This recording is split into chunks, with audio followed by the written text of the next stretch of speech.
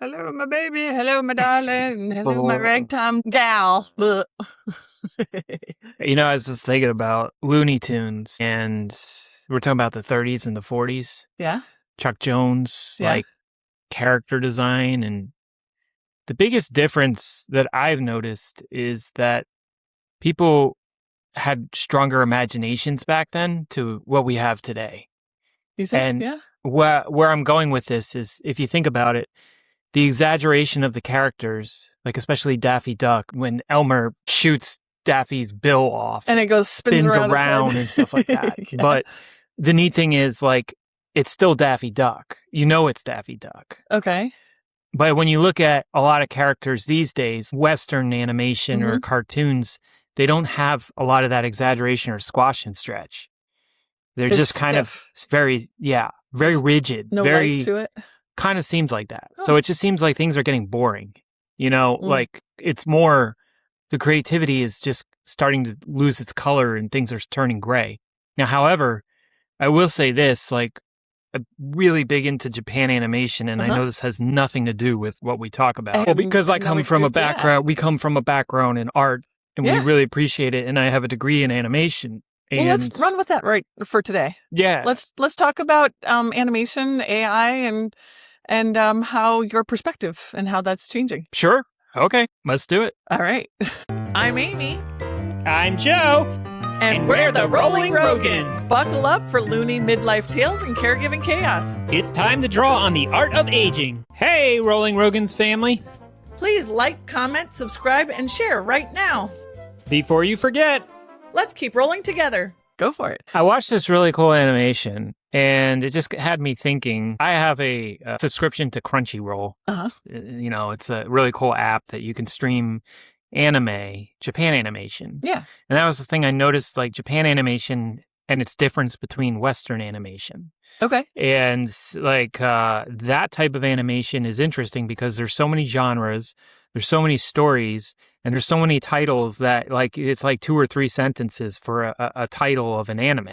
Yeah. What was the one that we watched? The midlife guy in a player game something. There was one like with a DMV, like the girl, what was it? Like, not solo leveling. Oh, that's a good one. Yeah. I have to look at the titles because I can't get it right. What was it? She basically was the boss. She wants a break. Yeah, because she wants a break from her job because she's in the DMV. Overtime. Yeah. Something that was like, it was just like this long-winded, Here, I'll look it up while you keep talking about it. Yeah. So, but that's the cool thing is these animations have taken it up to another level.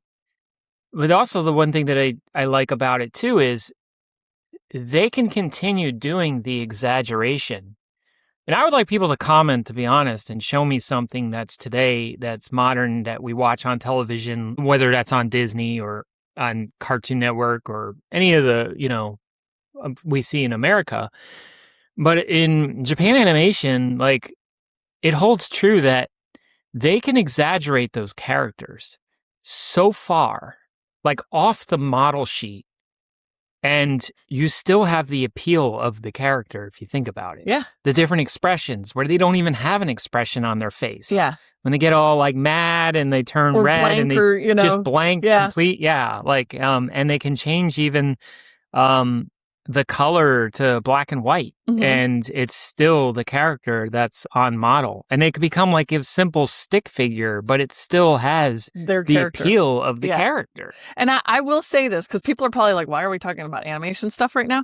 You are a trained animator. Yeah. And I could totally spin this with, this is the Rolling Rogans art of aging, because it's not just, aging well or gracefully or whatever. We're artists. Right. You are a trained animator. You gave up your career to take care of me when I was sick. Right. So having your perspective of, what we graduated college 26 years ago. It's and crazy. You had a degree in animation. Yeah. And now you're seeing how AI is taking over. And at first you were really upset about that and how it was stealing the art from because I artists. saw the artists that it was stealing from. That kind of like is a sensitive subject. Right. For sure. But at the same time, we are now getting excited about it because you and I can have our own animation studio. Yeah. It's just like with our characters. Yeah. Yeah. like the process of how AI did that was definitely not cool for sure. At the beginning, yeah. But I think we all know that regardless of AI or any kind of technology, things will shift and things will change. That is the art of aging. And if you can't embrace change, you're going to be so left behind, but not the fear of missing out. Just the frustration, the suffering, and the anguish of not letting go of things. It's like you have to let go. It's like the new version of the starving artist. Right. I mean, you can't keep that same skin that you've had on your body for 7 years. It's gone. Yeah, go find our it? cells replace and rejuvenate every 7 years. Right.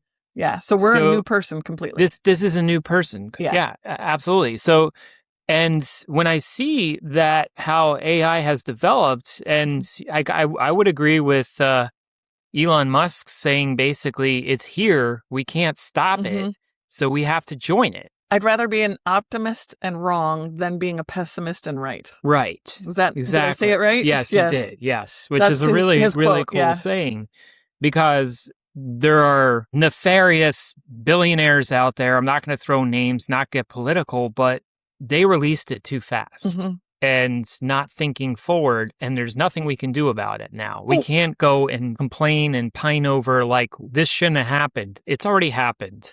And I think we can also bring in that movie we just watched too, because I think that's relevant to this conversation. Which movie was that one? Good Luck, Have Fun, Don't Die. Yeah, that was... We just randomly came across and it was like totally on point to what we were just dealing with. Right. And that was an interesting movie for sure. We like Sam Rockwell from, the actor Sam Rockwell from Galaxy Quest. Galaxy Quest. Which I think was his breakout role. I think so. Crewman number 6. I'm the one that's going to die. But he did not look like himself at all. No, you wouldn't see it. But basically, we had no idea where the movie was going. Your mind totally could not follow it at all. But I think it's just one of those like mind-bending, twisted movies. It was too cerebral. Yeah. Because like I won't spoil much for people, but I don't even know if it was real or not real. That's the thing. Like in the end of the movie? Simulation idea is what we call it. So the concept is that this guy comes back from the future to install basically AI guardrails because they built it too fast. Right. And this kid is going to discover it in a couple of hours. And so he basically has only a limited amount of time to get that. And the weirdest shit comes out trying to stop him. USB connection so that it would put the guardrails on it.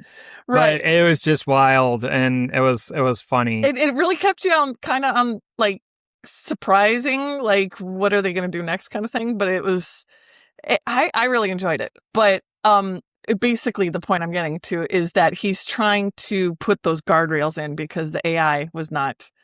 It took over. It took over, and it destroyed humans. Right. It put orderly into controlling humans, and like it was a chaotic and future. I think it went along the themes with like parts of the Matrix where the people like the ignorance. They like to not know what's really happening instead of really living in reality. Right.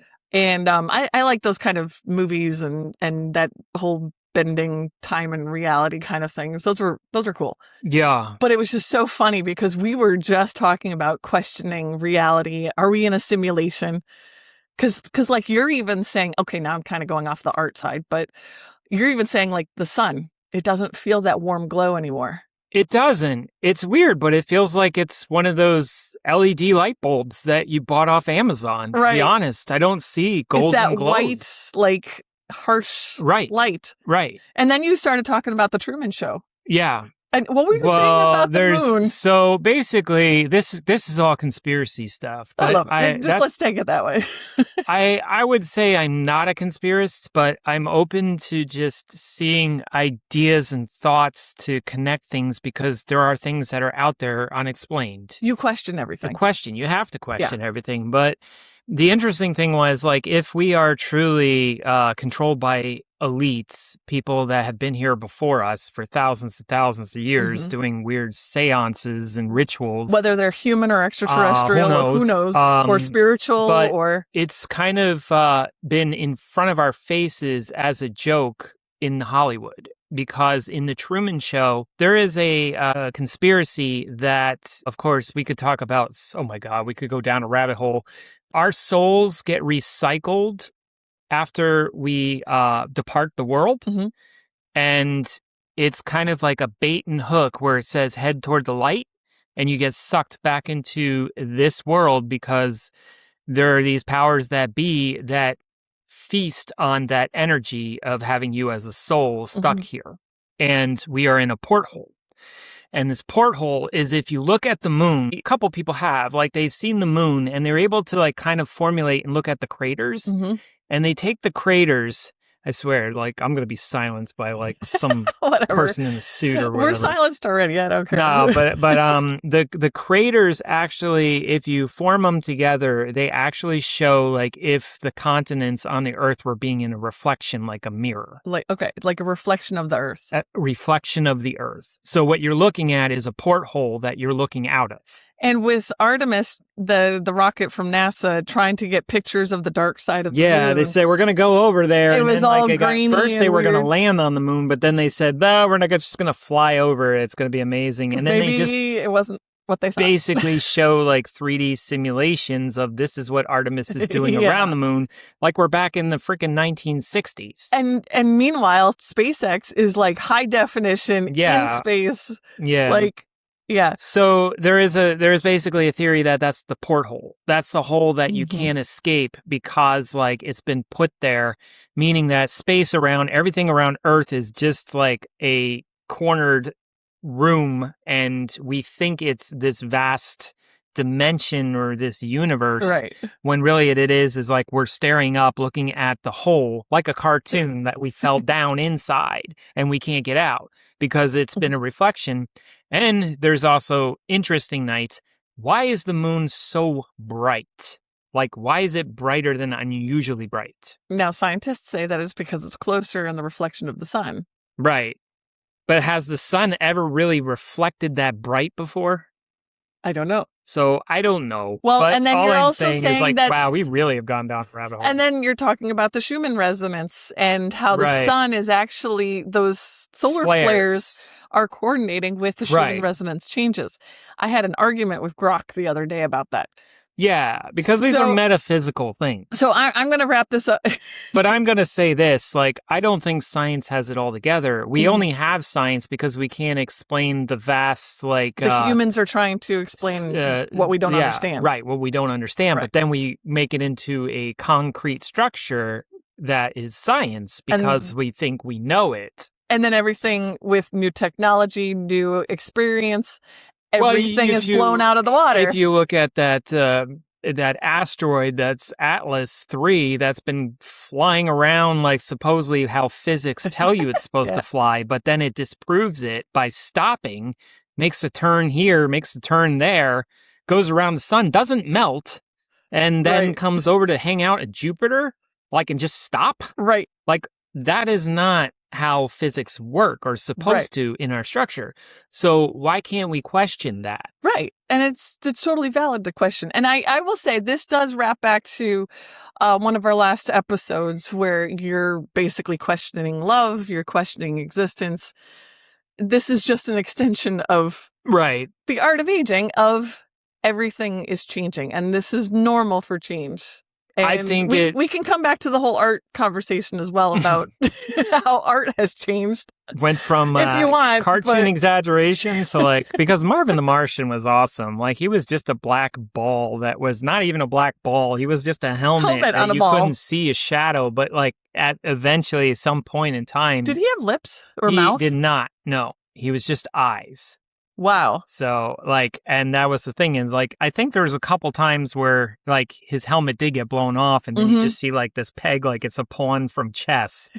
Like, you know, it's like, but, and with just eyes, which was funny. But, so that's what I mean is, like, things have been exaggerated to a point, and then all of a sudden everything just got rigid. Like, my mom's even noticed that cars don't have a lot of color. Right. We had a long conversation about that. Right. Most cars are black, white, or gray. Mhm. Some sort of shades of They those. may be like saturated, Then you have red like, or hues, like cool color hues, like tints. But back in the 50s, the colors, Right. like pink and turquoise and mint green and yellow and all these awesome colors. And occasionally you'll find somebody that's done a custom paint job or something now.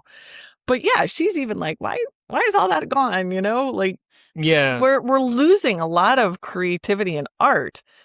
But going back to the whole AI thing, I know we've got some friends that are purists. My niece even is a purist. and we talked about that she's toast if she can't have an open mind about it. You could still be a purist and still do the art and the traditional side of it, but if you want to be commercial if you're trying to make viability and make a career out of it, you're just like totally lying to yourself. Right. Which because my brother raised his daughters to be there is careers nothing, like we're used to. There is nothing wrong with being your own creative person and producing your own things, but if you're expecting the whole world to bow down to you because of your ideas, pure ideology, you're toast. Yeah. It's not going to happen. And this is where that's where balance comes in my opinion. Balance comes in, and also humbleness is another thing. Humble is to be open-minded about the changes that things are happening. You don't necessarily have to agree with everything, but you need to recognize it. Yeah. Because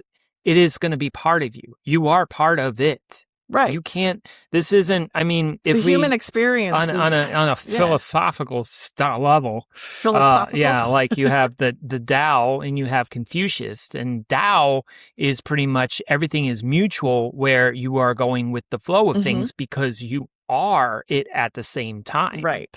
So you can't disconnect yourself from those things. Right. Because it'll hurt, it'll be painful, it will stress you out, and you will struggle. So it's basically like surrendering to it and going with the flow to understand it. But it doesn't mean you have to do everything that it does. You just know how to navigate. Right. So if you're comfortable in your own space, per se, like your niece, where she wants to do this purist work, she will produce it herself. That's totally fine. But if she gets like, if you're expecting a angry job, and expecting people to do what you want to do when the rest of the world is going in this direction, that's not their fault. You just have to own it that this is the way people are and you are who you are. Yeah. And I'll say from what we've learned in our experience so far is it's a balance. We have to play the games in society at a certain point, but then you can also simultaneous in a way do your ideas, like be creative and question all this stuff and learn all this stuff. And I think, I don't know, maybe it's a duality or a yin yang thing that we were talking about in one of those last episodes is that paradox of being in that human existence, but yet being in that spiritual existence of that purist, that artistic creativity. Yeah, definitely. And this may go along with it, but we're talking about like seeing and fast forwarding 10 to 20 years of who you want to be or how things are going. What's the future going to look like? What's the future going to look like?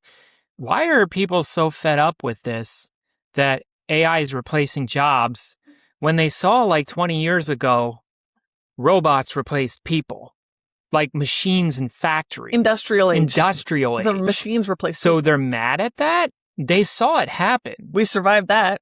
But where was it that they weren't going to be aware of that this is just another change, another shift? It's not the end. It's the beginning of something new. But the elites, the media, whatever it is scaring people and dividing people so much. Yeah. But making them forget the history of that. You and I know as artists, and we can talk about even the Renaissance per se, because like this was like Renaissance was the architecture was one of the styles, and fruits, like tables with like wine, fruit, still life. Still life. Thanks, still life. Yeah. What they'd said is nothing lasts forever. Yeah. Why do people keep trying to last fighting forever that and trying to last forever? Exactly. So this is just a period in the shift and the change. Right. And there's so many people that are so scared out there, and maybe We didn't intend to talk about this today, no, but it's well, this is what streaming is from the ether. streaming to consciousness. be honest, Yeah. it's the conscious that tells and feels what's right versus what you try to force. So anyway, going back to animation and exaggeration, it's something that's lost, and I have like mad respect for a lot of Japan animation because like they have kept this flavor of things going that really does give creativity to a whole different level in the way that you give ideas. Like I watched this one anime that was smoking behind the supermarket with you or something. It was like a long title or something. I don't think that's right. So you said you'll watch it again with me. But I want to watch it again. It's a rom-com. I mean, you're really into the rom-coms I'm right soft, you know.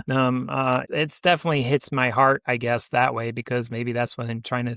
What is love? You know. Yeah. But anyways, really cool because when you think about cigarette smoking, it's you and I mean, we're not fans of it. It repulses. I'm in so some allergic level, to it. it's disgusting, you know, and it's been diminishing now, and they have like even public spaces that are removing it. But so this kind of is like the idea of the animation is like finding a place to have a smoking break because of a 40-something-year-old stressful life in his job, and he gets happy when he's at the grocery store after work because he keeps going out to checkout line number 2, which has this younger girl that's just very cheerful and chipper. And he just needs that. She lightens his day. Right. Lightens her day. And brightens his, and gets him out of that funk. He used to have a smoking spot. You'll find out if you watch the thing is like it used to be in the front, but they even took that away. So there's only smoking grounds in the back of the supermarket. So he sneaks a cigarette and ends up talking to an employee that's on break smoking. And that's the rest of the story. They communicate, they share, and it's a really cool exchange. But there's a twist on that. But but this is the whole premise of the series. That's cool. It's pretty wild. It's like it's not moving around as much. It's not telling a lot of everything around the story. And I'll say that I never was in anime before, but you'll be watching it, and then I'll kind of get hooked on an episode or something, and then I make you start over so that I can watch the whole thing. Yeah, like we're watching Food Wars. Oh, Food Wars is amazing. I always get hungry when we watch that. Yeah. But that we learned so much about food too. Yeah, there's the gastro science to it. Like, I love it, and it's like really wild. It's amazing. Like our animation here in the U.S. is so missing that excitement. No, and you know it might be bitter towards. Maybe somebody can tell us, you know, something that's that I might be bitter, of course, towards people know that the rat, but Mickey Mouse. To me, the creativity is lost again because everything is just a live action from the originals. Like Moana's just coming out. Like they're doing live action of everything because they can't come up with a better idea. And they use the same sequence and the same scenes of what they animated in storyboard. They don't try something different. Yeah. They're just basically, we can do it live action. And like, I don't care. Like, I don't, and honestly, a lot of the world doesn't really care, but Disney thinks that this is what everybody needs to have. Yeah. And they're like, who was it in the Star Wars? Oh, Liam Neeson said that, please stop making these side Star Wars series because it's losing that imagination, that spark, luster, right? Is that the word? Yeah, the luster. Yeah. It's just telling everything, so you don't, there's nothing, there's no imagination anymore. Excitement to it. Yeah. They're giving you the imagination that they think you should have. Yeah. Which is wild because maybe that's like just the rare people that don't like it. No, but this kind of goes down to no more cars that have those bright colors, boring buildings that are just modular. Have you noticed McDonald's, Burger King, Wendy's, all of those are gray boxes now. And they're saying we're contemporary looking cool designs, but which I love modern design, but that type of period, even modern design was like back in the 40s and 50s, I think, something like that. Yeah, but that was that was like Mies van der Rohe with like these straight edge and stuff like and all that. those things. But there was still color. There was still like ingenious design. But everything is starting to get bland and gross. Bland. Yeah. And so when you see that, do you feel creative anymore? Yeah. Like when you're an artist, Is there any excitement in the world anymore? right? And it's like, I'm not trying to be a Debbie Downer here. No, like no, it's no. just, but that's my thing is like, so what I guess what I'm getting from here, and maybe we can conclude it from here. Yeah, exactly. Is there's a script that's running and you don't have to follow it. Right. Because like it's something in their best interest, whatever it is. I don't know if there's elites or if this is just the way that consumerism works. Mm-hmm. But It's when going- you yeah. see the true, like how people are responding to it, you know, it's a different story. They're not happy. Yeah. But these mainstream like entertainment industries think that you're happy. Mm-hmm.